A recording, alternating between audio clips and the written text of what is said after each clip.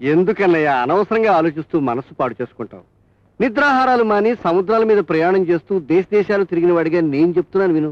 విడిపోయి పడిపోవడం అన్నది పాత సామెత, విడిపోవడం అన్నది ఈ రోజుల్లో కొత్త ఫ్యాషన్.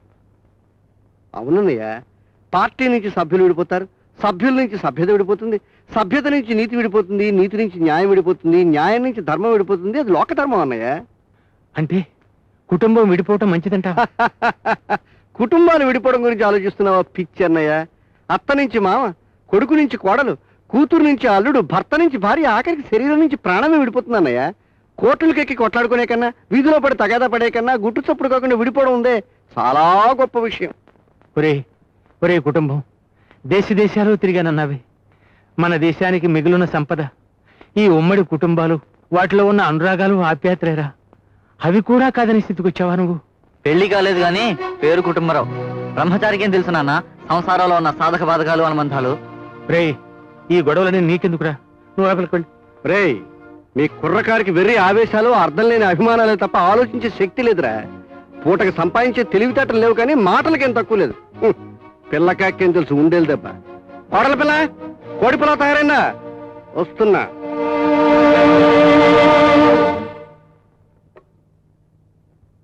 రా బాబాయ్, కూర్చో. ఏమిట్రా, కంచంలో ఈజిప్ట్ పిరమిడ్లు, తిరుపతి గోపురాలు కనిపిస్తున్నాయి. ఏమే కోళ్ల పిల్ల, 10 సార్లు వడ్డించడం ఎందుకని అమ్మవారి ముందు కుంభం పోసినట్టు పోసేవేమే? ఏరా, మీ ఆవిడ చేతి వంట తింటే ఆరోగ్యం పాడవదు కదా? అబ్బే లేదు బాబాయ్, చాలా రుచిగా చేస్తుంది. రుచిగా చేసి నీకు పెడుతుందిరా, కానీ నేను ఒకటి వచ్చాను కదా ఎక్స్ట్రా మనిషిని. చూడు కోడల పిల్ల, ఆ మామగారి పీడ తొందరగా వదిలించుకున్నావు గాని ఈ మామగారి పీడ అంత తొందరగా వదలదు. అదేం లేదు బాబాయ్, ఆ పురాణ పురుషుణ్ణి దేవుళ్లాగా చూసుకునేది, కానీ ఆయన నిలుపుకోలేకపోయాడు. ఆహా, కోడల పిల్ల చాలా తెలివైందన్నమాట. ఆ తల్లికున్న గుణాలన్నీ అబ్బాయి అన్నమాట. ఎంతైనా రాధమ్మ కూతురు కదా. చెప్తాను, ఇంకా చెప్తాను. మా సావిత్రి నిన్ను అసహించుకునేంత వరకు చెప్తాను. రాధమ్మ గారు, మా మనసును విరిచేస్తే, మమ్మల్ని విడదీస్తే మీకేమొస్తుంది? మా పెళ్లి జరిగేలా చేయండి. నువ్వు సావిత్రిని పెళ్లి చేసుకుంటావా? నీకేముందని? ఆస్తా, అంతస్తా, చదువా, ఉద్యోగమా? అసలు ఆ కుటుంబంతో సరితూగే అర్హత నీకుందా? నువ్వెంత, నీ తాహతెంత? రాధమ్మ, తాహత గురించి మాట్లాడకు. రామకు తాహతు. అబ్బో ప్రేమ, దాని ఆస్తి కాజేద్దామని ప్రేమ నాటకం ఆడుతున్నావు. ఇదిగో, ఆ అమ్మాయి మా పక్కింటి వాళ్ళ అమ్మాయే కావచ్చు, తల్లి లేని పిల్లే కావచ్చు, కానీ అది నా చేతుల్లో పెరిగింది. నా కూతురు జానికెంతో అదే అంతే. దాని ఆస్తి కోసం. రాధమ్మ, ఏమిటి నువ్వు మాట్లాడేది? ఆస్తి కోసం కాదు నేను పెళ్లి చేసుకునేది. అసలు నాకు ఈ ఆస్తి అక్కర్లేదు. నీకా దుర్బుద్ధి లేకపోతే ఆ అమ్మాయి వెంట నువ్వు పడతావు? నీ మొహానికి ఆస్తున్న అమ్మాయి వస్తుందా? రాధమ్మ, మర్యాదగా మాట్లాడు. నీతో నాకు మర్యాద ఏమిటి? పోతలకి పోతాను, కానీ నువ్వు, ఆ సావిత్రి అన్న సదానందం, ఈ ఊళ్ళో వాళ్ళంతా కలిసి వచ్చినా మా పెళ్లి ఆపలేరు. నా కంఠంలో ప్రాణం ఉండగా ఈ పెళ్లి జరగనివ్వను. చూస్తాను. నేను చూస్తాగా. సావిత్రి, నా కూతురు జానకెంతో నువ్వు నాకంతే. నీ మంచి కోరేదాన్ని కాబట్టి చెప్తున్నానమ్మా. ఆ కుటుంబం వాడి గురించి మర్చిపో. వాడికి ఏముందని? అందమా, ఆస్తా, చదువా, ఉద్యోగమా? ఈ పసుపు కుంకుమ 4 ఎకరాలు కాజేయాలని నిన్ను వాడు వల్ల వేసుకున్నాడు. రాధమ్మత్త. అవును తల్లి, వాడొట్టి దగుల్బాజీ, చదువు లేని చవట. వాడి గురించి మర్చిపోమ్మా. అత్తయ్య, నువ్వు అలా అంటే ఎలా? తల్లి లేని దాన్ని. మీ అమ్మ ఉన్నా ఆ విధం చేసుకోమని అనదు. మీ కుటుంబం బాక్కునేదాన్ని కనుక చెప్తున్నాను. మీ అన్న మాట విను. ఆ విధవతో సంబంధాలు వదిలే. మిమ్మల్ని విడదీస్తున్నానని తిట్టుకోకు. విడిపోతేనే నువ్వు సుఖపడతావు తల్లి. రాధమ్మా, 10 జన్మలకు మర్చిపోలేని ఆ మహాతల్లిని, ఆమె గారి సంతానాన్ని. బాబాయ్, నువ్వు ఊరికే మాట్లాడుతున్నావు, తిను. ఆ పెట్టిన తిండి తినకుండా వదులుతానా? వచ్చిన పని చెయ్యకుండా వెళతానా? ఎలా ఉంది బాబాయ్ వంట? బాగుందిరా. ఇంటినైతే విడగొట్టింది కానీ వంటని జరగట్లేదురా. ఒరే తమ్ముడు, అన్నం మాడిపోయిందిరా. మాడితే మాడింది లేవే, మాడింది మనం తిందాం, మంచిది నాన్నకు పెడదాం. ఆ మాడింది క్యారియర్లో పెట్టి రెడీ అవ్వు, నేను దారేసి వస్తాను. మురళి, ఏంటదినా? ఇందా ఆవకాయ ఈ భాగంలో ఉండిపోయి. జానకి, వాళ్లకు మనకు సంబంధాలు తెగిపోయాయి. ఆవకాయ కాదు కదా, ఆవగింజ కూడా వాళ్ళకి ఇవ్వడానికి వీలేదు. మళ్ళీ ఎప్పుడైనా వాళ్ళతో మాట్లాడడం కానీ ఏమైనా ఇవ్వడం కానీ చూశానో ఊరుకోని జాగ్రత్త. గోడ కట్టించిన కోడలు గోడ మించి దొంగతనంగా ఈ రవాణా ఏమిటమ్మా? మా కళ్ళు కప్పడానికి ఇది నాటకం అన్నమాట. వాళ్ళంటే నీకెంత ప్రేమ ఉందో, వాళ్ళ మీద నీకెంత మమకారం ఉందో ఈ గోడే చెప్తోంది. పిచ్చి పిచ్చి వేషాలు వేయకు.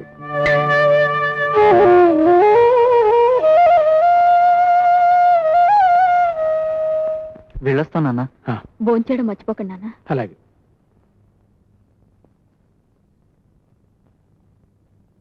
మావయ్య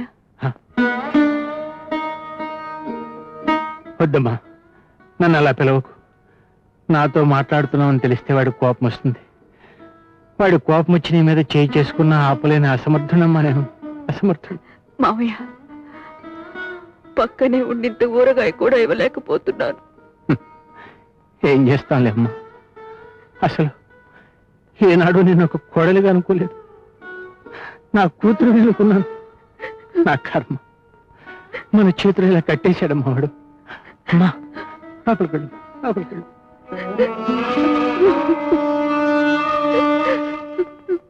ఊరుకోమ్మా, ఎడద్దు. నువ్వు ఒట్టి మనిషి కూడా కాదు. జానకమ్మ, ఎండ కాసిన చోటే ఎన్నెలు కూడా కాస్తది. ఊరుకోమ్మా, ఊరుకో.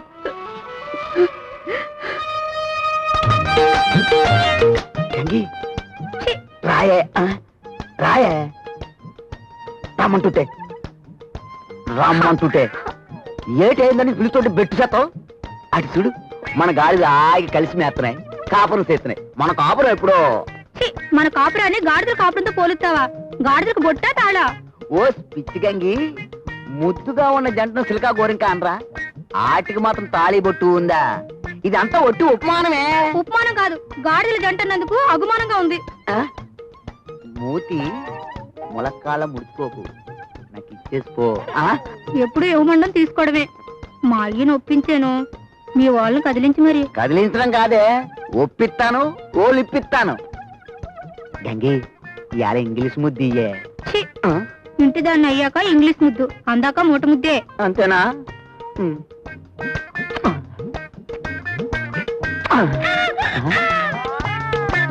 గంగి, అటు చూడు, మనం ముద్దిచ్చుకుంటుంటే నా గాడిద ఎంత మురిసిపోతుందో. అందుకే పాట పాడింది, నా గాడిద కోసం ఒక్క ముద్దు.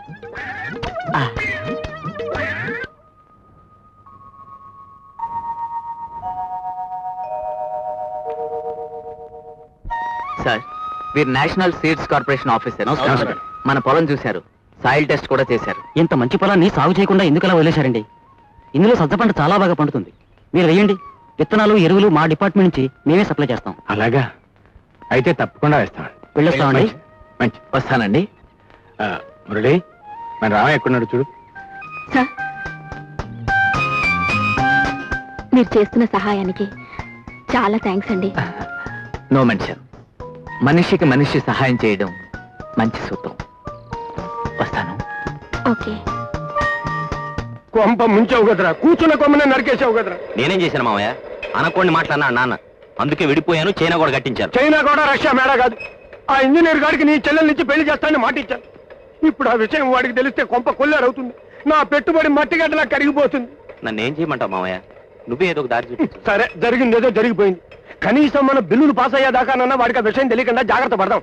వాడికి ఆ విషయం తెలిసిందో నిన్ను నన్ను ఒకటే గోతులో వేసి చైనా సిమెంట్ తో స్లాబ్ వేస్తాడు. వాడు ఎలాంటి వాడు?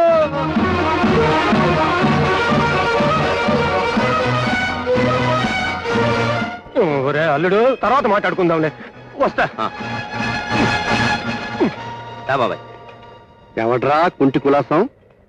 ఆయనే బాబాయ్, నాకు డబ్బు సాయం చేసేది, నా వ్యాపారానికి సలహాలు ఇచ్చేది. చాలా మంచివాడు బాబాయ్. ఉత్తమ మంచివాడేమిట్రా, మహామేధావిలా ఉన్నాడు. మీకు తెలుసా బాబాయ్? తెలుసు అనుకో. అయినా తెలియాల్సిన పని ఉందిరా. గొప్పవాళ్ళు చెప్పే సలహాలు, చేసే సహాయం, చేయించే పనులే చెప్తారా వాళ్ళంతా మహానుభావులు. అయినా మంచి వాళ్ళకి చెడు అంటగడుతూ ఉంటుందిరా ఈ లోకం. అదేమిటి బాబాయ్? కుంటి కులాసం ఇంటికి మోసం అన్నారు. నీ పని చూసుకుని నేను చెప్తాను.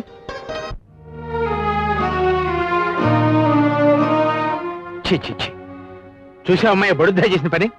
ఏం చేశాడు నాన్న? పెద్దవాడిని వెనక బ్రతిగా ఉన్నాను కదా, కుర్రకొంక. వీడి కిందకి బోడి పెత్తనం రాని. ఆ చెంప ఈ చెంప వాయించి వదిలిపెడతాను కదా. ఏమైందన్నయ్య, ఏమైంది? అబ్బబ్బబ్బబ్బబ్బ, ఈ ఇంట్లో పూటకో తుఫాను, రోజుకో ఉప్పినాను. అసలు ఇది ఇల్లో సముద్రం తెలియటం లేదు. ఏం చేశాడు నీ సుపుతుడు? పొద్దుటే మనసారా దీవిస్తున్నావు. దీవించక నేను చేయగలిగిందే ఉందిరా. పెద్దాడు వేరుపడి ఉద్ధరిస్తున్నాడా? చిన్నాడు నాతోనే ఉంటూ బ్రతికుండగానే నాకు తలగొరువు పెడుతున్నాడు. తమ్ముడు ఏం చేశాడు నాన్న? ఏం చేశాడా? ఫీజు కట్టమని అన్నయ్య వీడికి డబ్బు ఇచ్చాడా? అది తీసుకువెళ్ళి బ్రాకెట్ ఆడుంటాడు, లేకపోతే ఏ బ్రాకెట్ లో తగలేసి ఉంటాడు. కాదురా, బ్యాంకులో నేను కట్టాల్సిన అప్పు కింద జమ కట్టాడు. అసలు వీడికి ఎందుకమ్మా ఈ గొడవ? ఎవడి కాళ్ళలో గడ్డాలు పట్టుకుని నేను తీర్చి చేస్తాను కదా.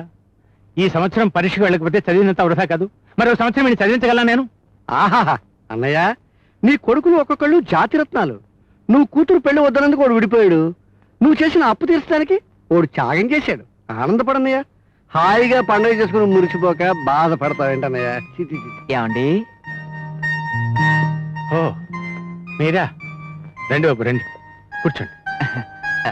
మీ అబ్బాయి మురళి, అదే మీ తమ్ముడు, ఓ చిన్న పని చేశాడు. తెలిసింది బాబు, అందుకే కూర్చొని ఏడుస్తున్నాం. ఏడుపెందుకండి? సూత్ర ప్రకారం ఆ కుర్రాడు మంచి పనే చేశాడుగా. ఏ మంచి పని బాబు? నిజాన్ని నిర్భయంగా చెప్పాడండి. రైతులు రాయితీలు అడిగినట్లు పంటలు లేని రైతు పిల్లలు పరీక్ష ఫీజులు కట్టుకోలేము, దయచేసి మా పరీక్ష ఫీజు రద్దు చేయండి అని మా కాలేజీ చైర్మన్ కు చక్కని చిక్కని తీయని తెలుగు భాషలో ఓ అప్లికేషన్ పెట్టుకున్నాడు. అలాగా? అవునండి. అతని భాషా జ్ఞానానికి, చెప్పిన నిజానికి, వ్రాసిన విధానానికి మా కమిటీ సభ్యులందరూ ముగ్ధులైపోయి ఫీజు రద్దు చేశారు. నీ ఫీజు కూడా వాపస్ ఇచ్చేస్తారు. ఇప్పుడే మీటింగ్ అయిపోయింది. అది చెబుదామని ఇక్కడికి వచ్చాను. మురళి,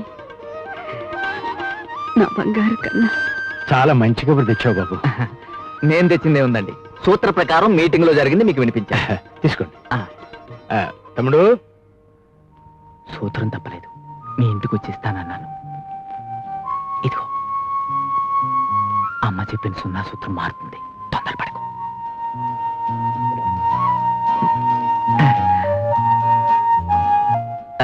వస్తానండి. మంచిది. మంచివాళ్ళ ఉన్నాడమ్మా. చాలా మంచివాడు నాన్న, మనసున్న మనిషి. ఆహాహా కవికుమార్లో వారా? తెచ్చింది తెచ్చింది తెచ్చింది. అన్నయ్య, నీ సుపుత్రుల వారు వస్తున్నారన్నయ్య. ఏమి టీవీ, ఏమి దర్జా అన్నయ్య. ఆంధ్రభారతి అందెల సవ్వడి అయ్యగారు నడకలో కనిపిస్తుంది అన్నయ్య. చూడు, అర్జెంటుగా ఉండి క్షమించేసి. రే రే, వాడిని ఎగతాళి చేయకురా. వాడు నా కొడుకురా, నా రక్తంలో రక్తం, నా ప్రాణంలో ప్రాణం రా. ఆహా, ఏమి ప్రేమ, ఏమి ప్రేమ.